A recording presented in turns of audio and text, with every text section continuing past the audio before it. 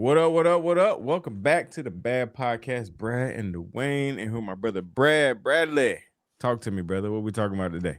Let's talk about sparks. Remember that first day pulling up to the parking lot of your dream job, butterflies in your stomach, buzzing with energy. You walked through those doors determined to prove yourself. Every moment had meaning. Now, maybe it's 10, 15, 25 years later. The butterflies are gone. The office is familiar. What's that? That's your dream job. Where'd the spark go? Let's talk about that today.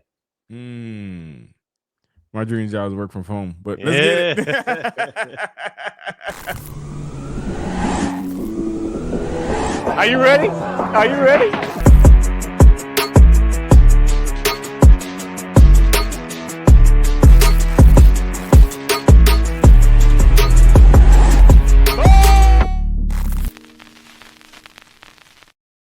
What it look like, what it be like, what it do. Happy Monday to you and yours. Welcome back to the Bad Podcast, Brad and Dawain.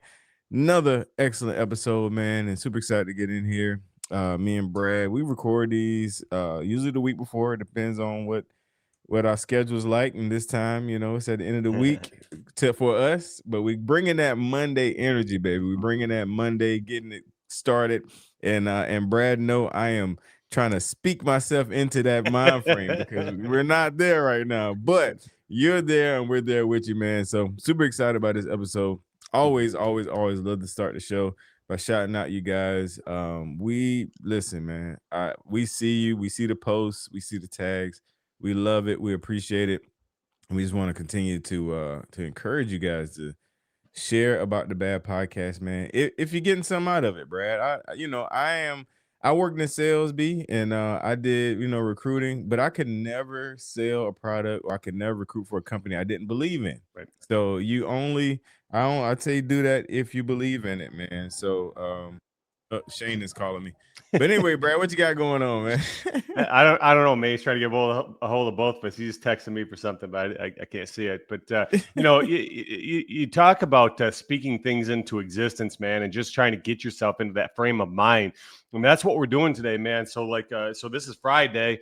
You're going through yours. I'm going through mine. I got 50 miles today. I did 75 miles yesterday. Like, I'm somebody that takes care of my hair, and look at my hair. Like, I look like I just walked out of bed. And but speaking things into existence and just convincing yourself that, hey, man, maybe today is going to be a grind, maybe today is going to be hard, but finding yourself, getting back to your roots and finding that spark again. And today I want to kind of just speak to E2M and why E2M was successful for so many years. The ongoing question that I continue to get even today is what's the secret sauce with E2M? Is it the meal plan? Is it the exercise? Like, what is it? Is it the coaching?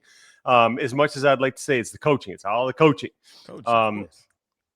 It's the community, man. It's that support system. And, far too often we downplay that support system, like, who are you rocking with?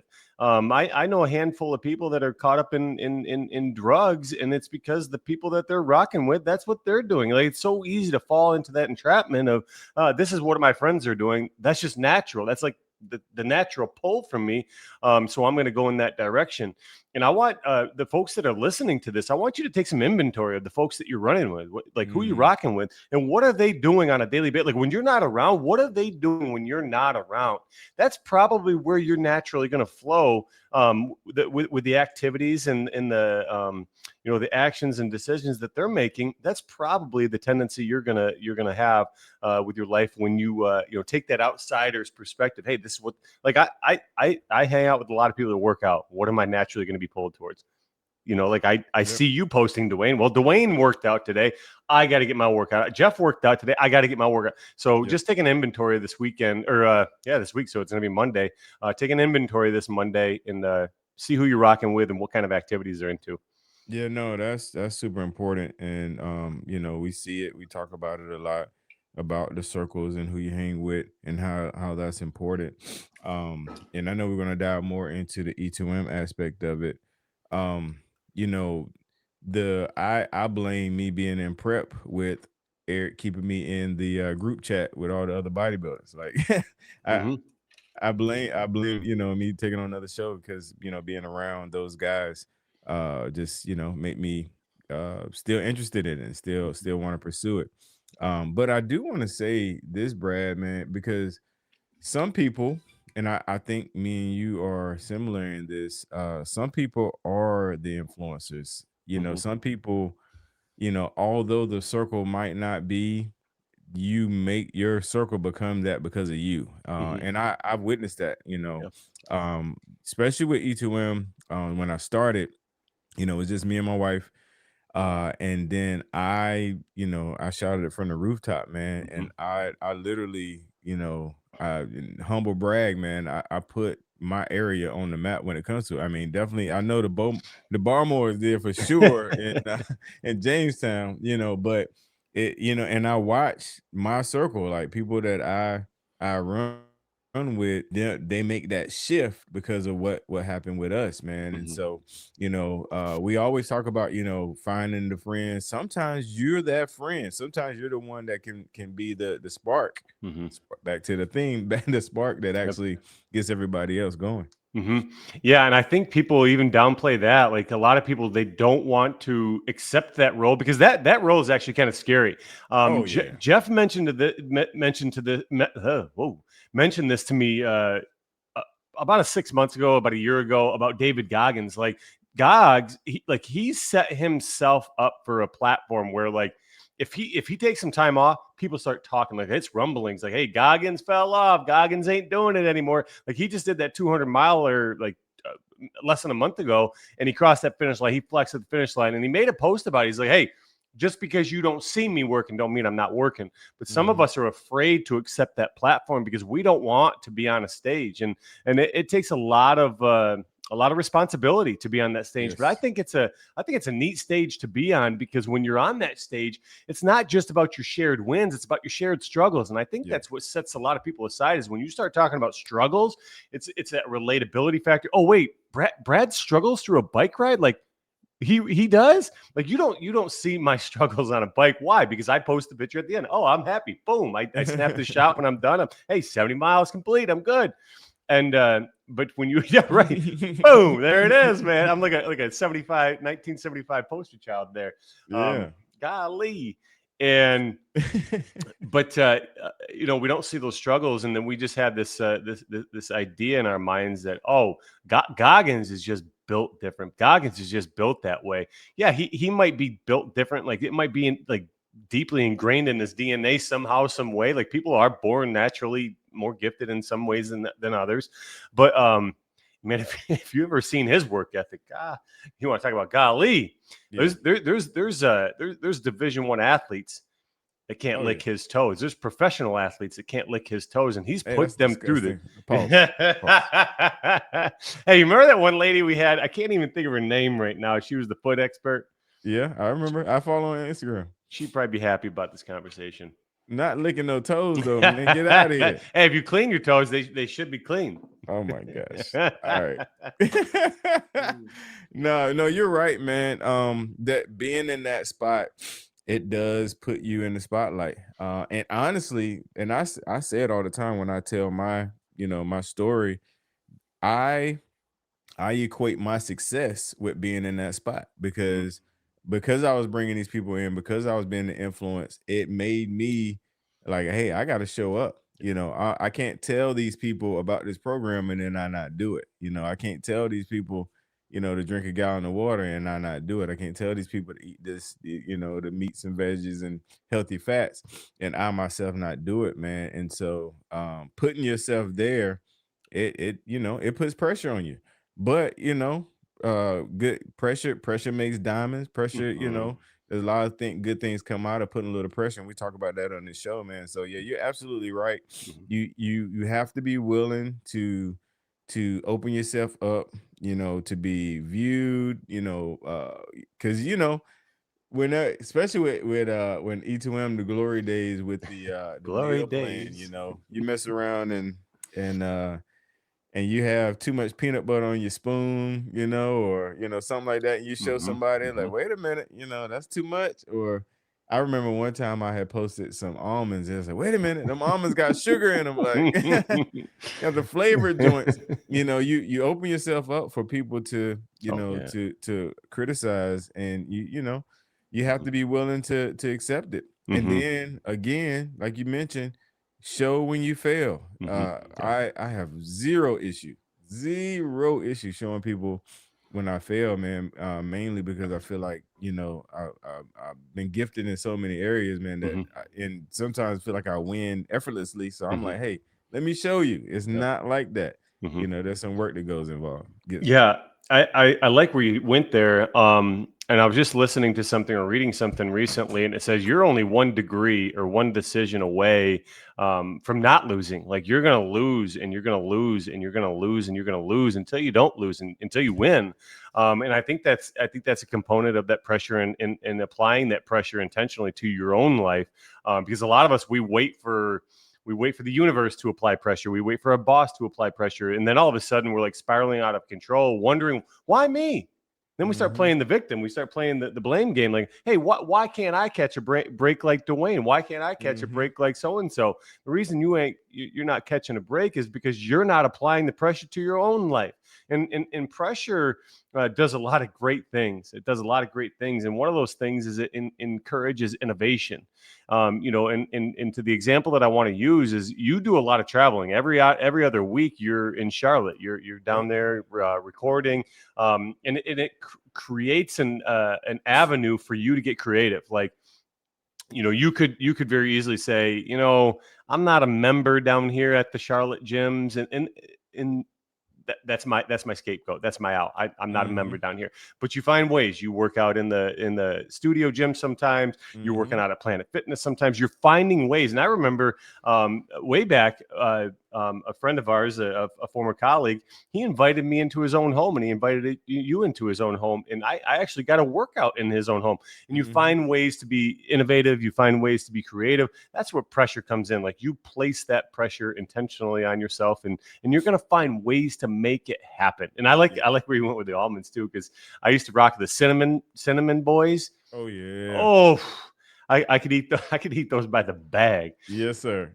Yeah, but they were just packed with sugar. Yeah, yeah. Mine were the honey flavored Oh yeah. joints. Yup. Yeah, Yup. yeah. Like, those are so dangerous. Like, I definitely can't mess with them now on macros, man, because it'll be like on Nutty Professor when he woke up on the couch with all the rappers.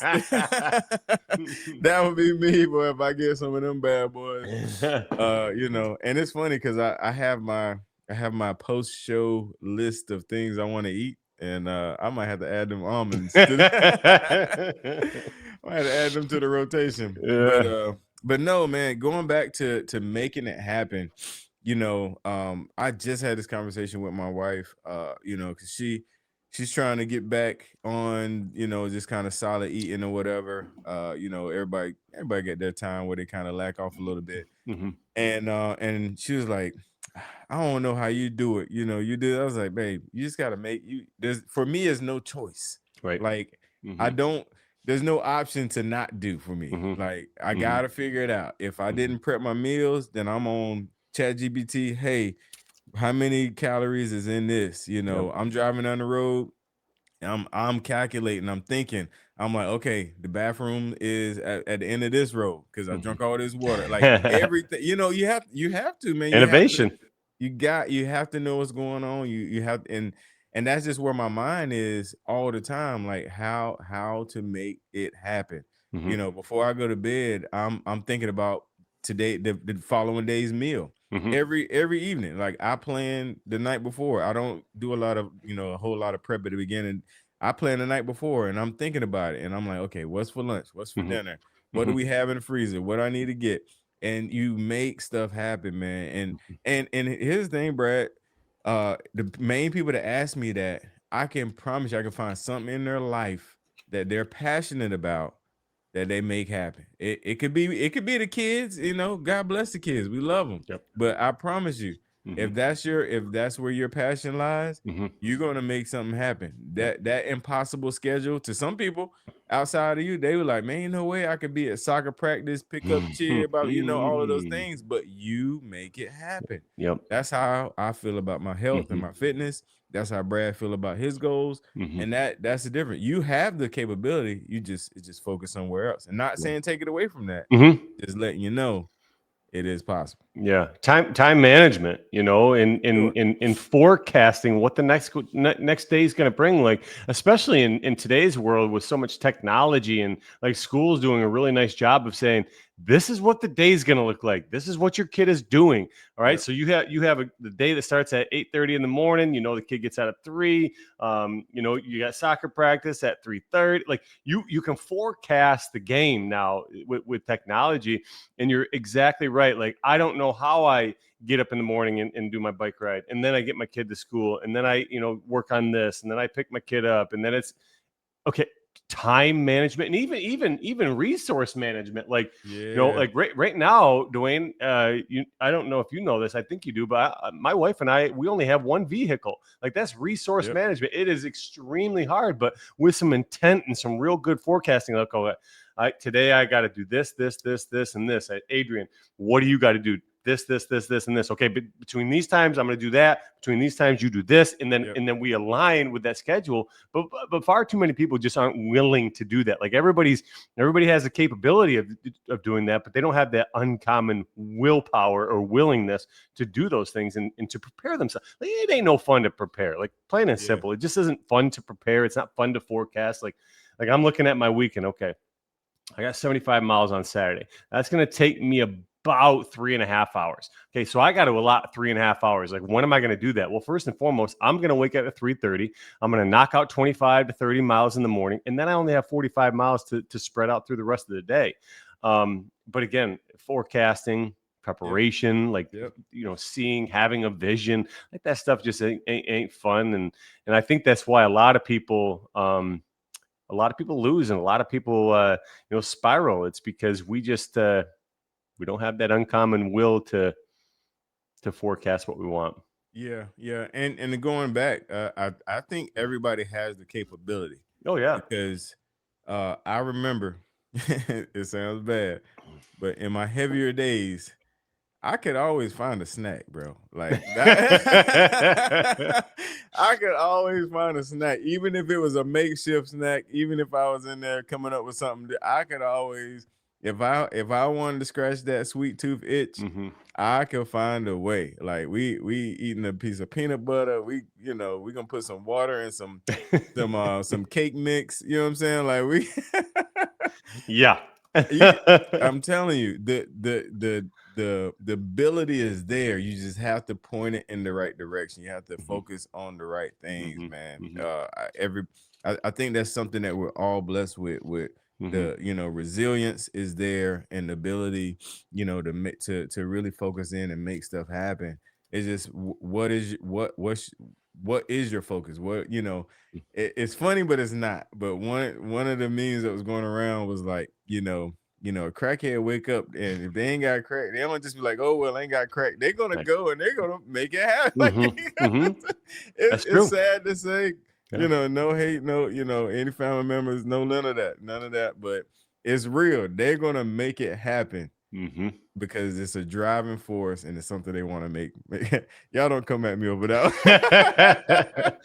That dude, that is so extremely powerful, because it is sad to think about it that way, because these people are deep in addiction. But I think you can have positive addiction. You can have positive Yeah, habits and behaviors. Like, Gary Vee talks about, become obsessed yeah. with the process. Like, just become obsessed. And I think another thing, I think people really they we get so fascinated by the destination and the goal and the milestones and the outcomes that Mm-hmm. we fail to become obsessed, and we fail to put in the efforts today, because we're just you talk about forecasting, and I know this is kind of like a double-edged sword. Like, you need to forecast the future. Like, you want to predict the future, you got to be engaged in today. But instead of forecasting the future, we want to live in the future. You can't Mm-hmm. live in the future. You got to live right now, but you can Yeah. anticipate what it's going to look like. But to forecast and predict the future and put all the puzzle pieces in place, you got to be really intentional today. And like you said, with the whole addiction thing, like, if somebody don't have crack and they're addicted to crack, they're going to find crack. They're gonna find it, bro. That's They're gonna legit. they're gonna find crack. And I don't know if I'm addicted to my bike. As a matter of fact, every morning I get up and I'm like, But I find myself on that bike Yeah. because I'm trying to predict the future. Like I Yeah. can already see the vision. Like we talked about this last week or 2 weeks ago. Like I'm already seeing my takeoff. There's going to be Yeah. kids. My kids are going to have their little bikes there at 5 a.m, Yeah. and there's going to be a send off. There's going to be police officers and Yep. firemen. All this. I already see it, and then I see Mhm. myself in Florida, Orlando, Florida, because there's already probably 50 people that are already saying, "Hey, I'm going to meet you in Florida." Yeah. I can see it, but none of Mhm. that's going to come to fruition without finding my not crack, but my bike. Nah, You gotta legit. find yours. Nah, legit, man. That's the name of this episode. I'll be a bike head for life. Oh man, but see, y'all forgive me because I saw a video the other day, and the guy was like, "Hey, any crackheads out here?" He's like, "Man, crackheads, crack body. It's the whole body out here." Oh, we're cooked. But anyway, but Cooked. no. So it's funny because I'm not like I'm not addicted to lifting weights, Mm-hmm. but I think I'm addicted to chasing goals or being successful. And lifting weights is part of the goal that I have right now. Mm-hmm. And I think with you, you're addicted to just challenging yourself and doing stuff and raising money because that's Mm-hmm. another part of it. Yep. I remember Mm-hmm. you got goals for that, Yep. and I think the bike is just a means to Mm-hmm. just this is where you're at right now. Mm-hmm. Mm-hmm. It's not necessarily that you're addicted to the bike, but it's things making an impact. Yep. Addicted to making an impact. That's Yep. that's your Mm-hmm. addiction. Mm-hmm. But it's that's the driving force that that gets you up whenever you don't feel like getting up, that keeps you on the seat, man. And everybody has something. Mm-hmm. Everybody has something. You got to determine what that something is and Mm-hmm. what direction that you're going. Mm-hmm. But no, I really like this discussion, man, because I think it resonates with a lot of people.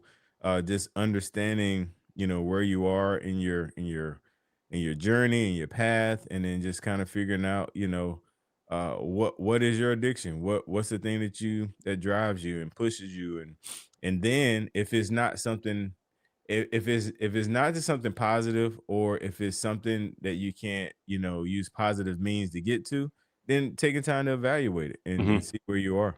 Yeah, yeah, 100%. And just to speak to that mission, I think the mission is sort of like that overarching thing, and then Mhm. you have several different components or several different tools that you extract and apply to get to that mission. And like you said, like mine is the impact. Like I want to make an impact in my life, and I do have a really big mission and a really big goal. But that goal is not going to just happen overnight. It takes a lot of preparation, and it takes a lot of action Mhm. and decisions. So yeah, this was a great discussion. Hey, so I want to start ending the podcast in a completely different way, I like and it. I don't know where I saw this. I just saw this somewhere, and it was a thing on Facebook, I think, and it was how far would you go, and we can apply it to snacks Okay. because that's what we sort of talked about today.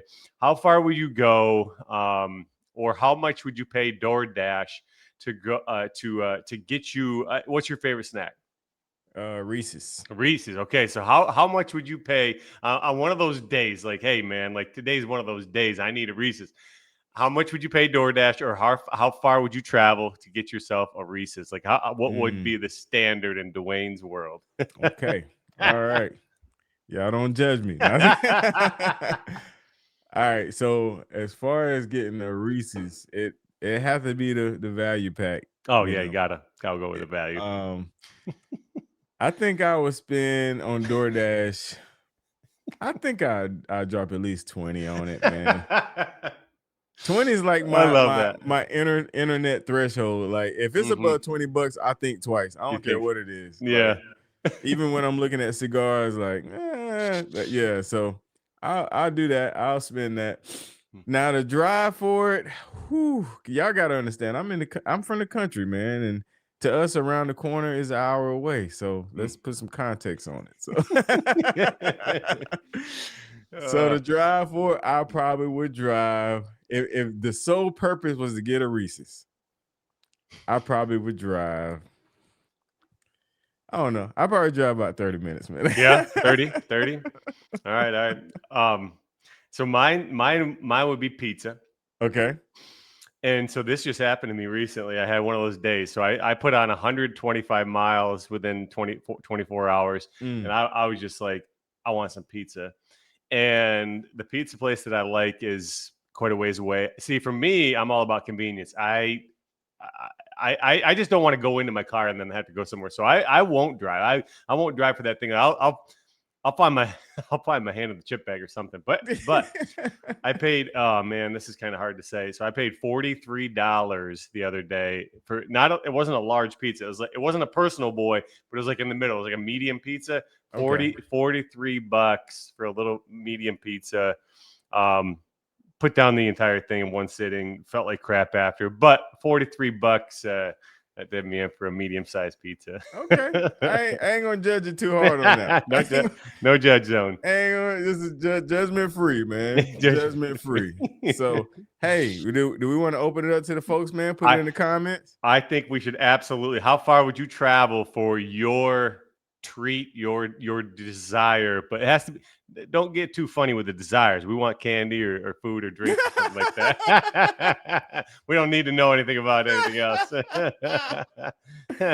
All right. So listen, I'm gonna do one more. I mean, we might do it again, but I love chicken and waffle, and you know, I said that I love chicken and waffle. That's my weakness. I would spend $50 on DoorDash. Forget the 40. I'll take it up to 50 on DoorDash, and I would drive probably an hour and a half for a good chicken and waffle spot. We found some common ground there because I would probably I'd even raise the ante. I've had that one place that you and I went and Jeff and I don't remember who the fourth was, but we had chicken and waffles and that was some of the best chicken waffles I ever had in my entire life. I would pay probably $75 to have that on my doorstep in 45 minutes. As far as the driving piece for a good chicken, I told you the chicken waffles up here in New York is not that good. Yeah. So here I would not travel, but if I was in Charlotte or somewhere down south somewhere, I would travel an hour. Yeah. Open it up. Yes, sir. Common ground. I love it. We want to hear your answers. Let us know in the comments. Let us know what your how much you would spend and how far you would travel for your food desires. Keeping that clear. Hidden food desires. Yeah. But no, man, super dope episode, man. Hope you guys enjoyed it. Let us know in the comments. Again, keep sharing, man. And Bradley, end us out of here, brother. Hey, we want to know those desires, but don't let those desires derail your common mission. Amen to that. Till next time.